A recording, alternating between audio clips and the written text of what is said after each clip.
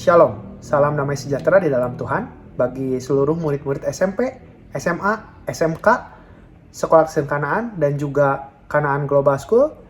Salam kepada guru-guru dan juga karyawan, rekan kerja semuanya. Kita akan bersama-sama merenungkan sebagian daripada firman Tuhan. Namun sebelum kita merenungkan sebagian daripada firman Tuhan, kita akan bersama-sama tundukkan kepala, mari kita bersama-sama berdoa dalam hati.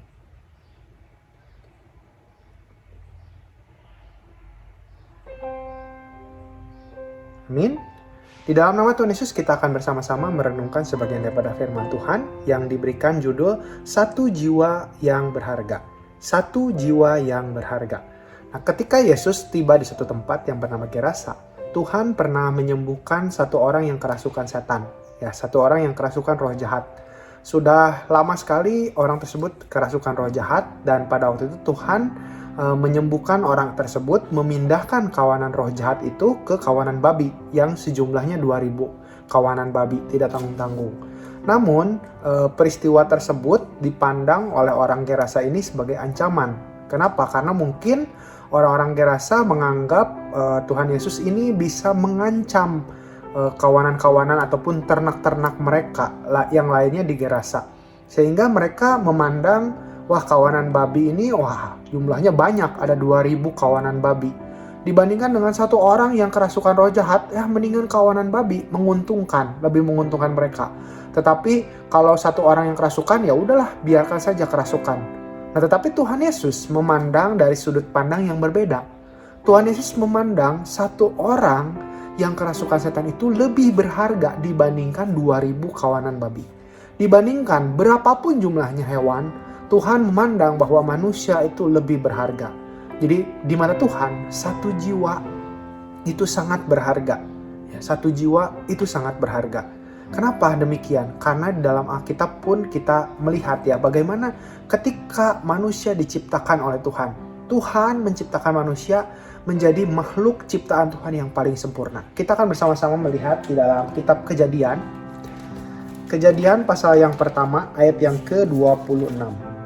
Kejadian pasal yang pertama ayat yang ke-26, demikian firman Tuhan berkata, "Berfirmanlah Allah, baiklah kita menjadikan manusia menurut gambar dan rupa kita, supaya mereka berkuasa atas ikan-ikan di laut dan burung-burung di udara, dan atas ternak dan atas seluruh bumi, dan atas segala binatang melata yang merayap di bumi."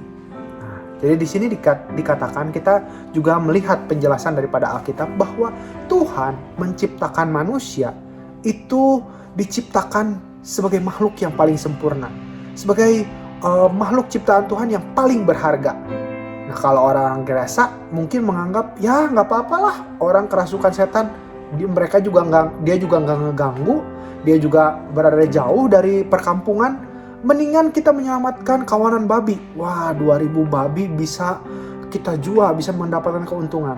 Nah, mereka tidak memandang jiwa manusia sebagai suatu hal yang berharga. Tetapi di mata Tuhan, satu jiwa itu sangat-sangat berharga. Nah, bagi kita pun sekarang, kita adalah manusia, kita adalah umat-umat Tuhan, kita adalah murid-murid Tuhan yang berharga di mata Tuhan. Ya, Tuhan begitu mengasihi kita. Ya, kita begitu diperhatikan oleh Tuhan. Kita akan melihat dari kitab Matius pasal 10 ayat 30 sampai 31. Matius pasal 10 ayat 30 sampai 31. Matius pasal 10 ayat 30 sampai 31 dikatakan demikian, "Dan kamu rambut kepalamu pun terhitung semuanya. Sebab itu janganlah kamu takut, karena kamu lebih berharga daripada banyak burung pipit." Satu helai rambut kita yang jatuh Tuhan perhitungkan, karena Tuhan begitu mengasihi umatnya.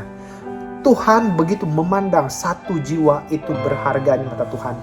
Maka ketika Tuhan telah mengasihi kita, telah menghargai jiwa kita, maka kita pun wajib memberikan yang terbaik bagi Tuhan. Kita pun wajib membalas kasih Tuhan yang begitu luar biasa kepada kita. Kita dinilai, kita dipandang berharga di mata Tuhan. Maka dari itu kita mau melakukan yang terbaik. Sama seperti satu orang yang kerasukan itu setelah dia sembuh, ya, apa yang dia lakukan? Kita lihat Markus pasal yang kelima. Markus pasal yang kelima ayat yang ke-20. Setelah orang yang kerasukan setan itu disembuhkan, orang itu pun, dikatakan dalam Markus pasal 5 ayat 20, orang itu pun pergilah dan mulai memberitakan di daerah Dekapolis segala apa yang telah diperbuat Yesus atas dirinya, dan mereka semua menjadi heran. Orang tersebut memberitakan kesaksian bagaimana Tuhan telah menyembuhkannya. Nah, kita pun, karena kita dikasihi oleh Tuhan, kita dipandang berharga oleh Tuhan, kita pun mau memberikan yang terbaik bagi Tuhan. Kita akan akhiri renungan pagi pada hari ini. Kita akan bersama-sama akhiri di dalam doa. Mari kita bersama-sama tundukkan kepala, mari kita berdoa. Di dalam nama Tuhan Yesus Kristus kami berdoa. Ya Tuhan Allah Bapa kami, terima kasih atas firman-Mu yang telah mengajarkan kepada kami bahwa kami semua dipandang berharga di mata Engkau. Dan Engkau memperhatikan setiap pribadi di antara kami. Engkau memperhatikan setiap kesusahan di antara kami. Terima kasih atas berkat-Mu itu ya Tuhan. Dan kami semua mau mengambil satu tekad, mau mengambil satu komitmen untuk membahagiakan Engkau, untuk memuliakan Engkau dalam setiap tingkah langkah kami. Terima kasih atas berkat-Mu ya Tuhan. Bila sebentar kami akan melanjutkan aktivitas kami, Tuhan memimpin, Tuhan menyertai, Tuhan selalu memberkati setiap aktivitas yang kami akan laksanakan. Tuhan memberkati pribadi lepas pribadi ya Tuhan, yang mendengarkan firman-Mu ini. Biarlah setiap pribadi bisa mendapatkan satu perlindungan-Mu ya Tuhan. Pribadi-pribadi yang sakit Engkau sembuhkan, Engkau jamah ya Tuhan.